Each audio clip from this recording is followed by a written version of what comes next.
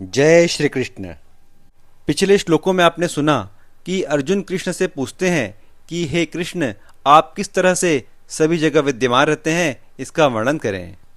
अर्जुन कृष्ण से और भी आगे पूछते हैं कि हे कृष्ण, आपका ऐश्वर्य कितना अधिक है, आप में कितनी अधिक योग शक्ति है, मैं यह सब कुछ सुनना चाहता हूँ। आपके विषय में जितना अधिक सुना जाए उतना कम लगता है, अतः कृपा करके अपने ऐश्वर्य का विस्तार से वर्णन कीजिए। श्री भगवानुवाच हन्त ते कथयिष्यामि दिव्या हि आत्मविभूतयः प्रधान्यतः कुरु श्रेष्ठ नास्त्यन्तो विस्तरस्य में। श्री भगवान ने कहा, हाँ, अब मैं तुमसे अपने मुख्य मुख्य वैभवयुक्त रूपों का वर्णन करूंगा, क्योंकि हे अर्जुन, मेरा ऐश्वर्य असीम है। अर्जुन कृष्ण के ऐश्वर्य को विस्तार से सुनना चाहते हैं, किंतु कृष्ण ने पहले ही स्पष्ट कर दिया कि अब मैं तुमसे अपने मुख्य मुख्य वैभवयुक्त रूपों का वर्णन करूंगा, क्योंकि हे अर्जुन, मेरा ऐश्वर्य असीम है। कृष्ण की महानता तथा उनके ऐश्वर्य को समझ पाना संभव नहीं है, तो भी भक्तजन भगवान को जानने का प्रयास करते हैं।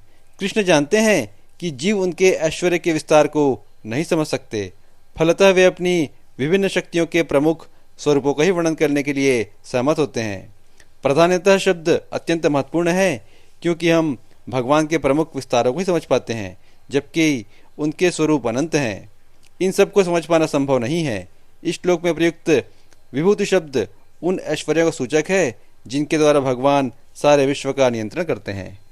अहम आत्मा गुडाकेश सर्वभूत आशय स्थितः अहम आदि च मध्यम च भूतानाम अंत एव च। हे अर्जुन, मैं समस्त जीवों के हृदय में स्थित परमात्मा हूँ। मैं ही समस्त जीवों का आदि, मध्य तथा अंत हूँ। इस श्लोक में अर्जुन को गुडाकेश कहकर संबोधित किया गया है, जिसका अर्थ है निद्रा रूपी अंधकार को जीतने वाला।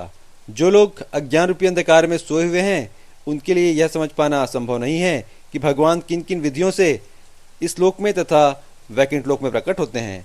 अतः कृष्ण द्वारा अर्जुन को इस प्रकार संबोधित करना महत्वपूर्ण है। चूंकि अर्जुन ऐसे अंधकार से ऊपर हैं, अतः भगवान उससे विविध ऐश्वर्य को बताने के लिए तैयार हो जाते हैं। आदित्यानाम अहम विष्णु ज्योतिषाम रवि अंशुमान मरीचि मरुताम अस्मि नक्षत्राणाम अहम शशि।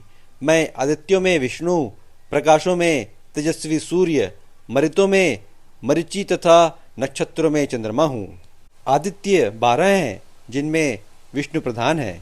आकाश में टिमटिमाते ज्योतिपुंजों में सूर्य प्रमुख हैं, और ब्रह्म संहिता में तो सूर्य को भगवान का तेजस्वी नेत्र कहा गया है। अंतरिक्ष में 50 प्रकार की वायु प्रवाहमान है, जिनमें से वायु का अधिष्ठाता मरीचि कृष्ण का प्रतिनिधि है। नक्षत्रों में रात्रि के समय चंद्रमा सर्वप्रमुख नक्षत्र है, अतः वह कृष्ण का प्रतिनिधि है। वेदानाम साम वेदो अस्मि देवानाम अस्मि वासवः इंद्रियाणाम मनः च अस्मि भूतानाम अस्मि चेतना। मैं वेदों में साम वेद हूँ, देवों में स्वर्ग का राजा इंद्र हूँ, इंद्रियों में मन हूँ तथा समस्त जीवों में जीवनी शक्ति अर्थात चेतना हूँ। पदार्थ तथा जीव में यह अंतर है कि पदार्थ में जीवों के समान चेतना नहीं होती, अतः यह चेतना परम तथा शाश्वत है। पदार्थों के संयोग से चेतना उत्पन्न नहीं की जा सकती। रुद्राणाम शंकर च अस्मि वित्तेशो यक्ष रक्षसाम वसुनाम पावक च अस्मि मेरु शिखरीणाम अहम। मैं समस्त रुद्रों में शिव हूँ, यक्षों तथा राक्षसों में संपत्ति का देवता कुबेर हूँ, वसुओं में अग्नि हूँ और समस्त पर्वतों में मेरु हूँ। 11 रुद्रों में शंकर प्रमुख हैं। यक्षों तथा राक्षसों के नायक कुबेर हैं, जो देवताओं के कोषाध्यक्ष तथा भगवान के प्रतिनिधि हैं। मेरु पर्वत अपनी समृद्ध प्राकृत संपदा के लिए विख्यात है। पुरोधसाम च मुख्यम माम विद्धि पार्थ बृहस्पतिम सेनानीनाम अहम स्कंदः सरसाम अस्मि सागरः। हे अर्जुन, मुझे समस्त पुरोहितों में मुख्य पुरोहित बृहस्पति जानो। मैं ही समस्त सेना नायकों में कार्तिकेय हूँ और समस्त जलाशयों में समुद्र हूँ। महर्षिणाम भृगु अहम गिराम अस्मि एकम अक्षरम यज्ञानाम जप यज्ञो अस्मि स्थावरणाम हिमालयः। मैं महर्षियों में भृगु हूँ, वाणी में दिव्य ओंकार हूँ, समस्त यज्ञों में पवित्र नाम का कीर्तन तथा समस्त अचलों में हिमालय हूँ। गीता के श्लोकों को क्रमशः सुनने के लिए आप हमारे प्लेलिस्ट पर जा सकते हैं। राधे राधे।